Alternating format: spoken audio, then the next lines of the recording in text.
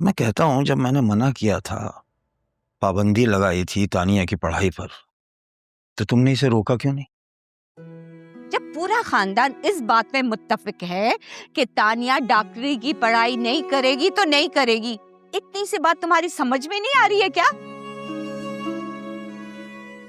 आई थी समझ में ये बात, मगर मेरी बदकिस्मती ये है कि मेरी शौहर जिंदा नहीं है और मेरी औलाद मेरे कहने में नहीं है।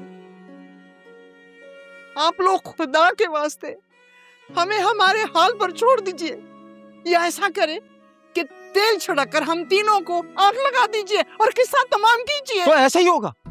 अगर तुम तीनों माँ बेटियां बेहयाई और बेशर्मी से बाज ना आई तो ऐसे ही होगा, किसी जोम में ना रहना। लो भाई, खैर से आ गई सारी बेहयाई की हदें पार करके। वहां जो है ना, उधर लड़कों के साथ चिपक कर बैठी होगी और पर्चा हल करी होगी।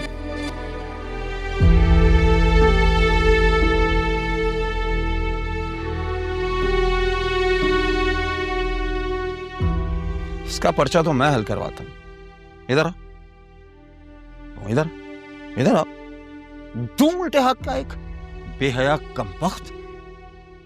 घर का कानून, घर की इज्जत किसी का पास ही नहीं है। तुम क्या समझ रही थी हैं कि तुम एंट्री ड्रेस देकर जो है तुम्हें पढ़ाई करने की इजाजत मिल जाएगी? इसकी टांगे तोड़ के ना कमरे में बैठा दो, नहीं ये चल सकेगी और न ही घर से बाहर निकल के घर की इज्जत को नीलाम करेगी।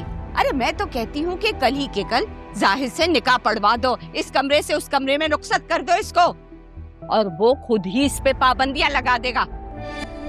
भाभी, आखिरी बार कह रहा हूं, इसे अपनी जबान में समझा लो, वरना फिर डंडे की जबान में समझाना पड़ेगा।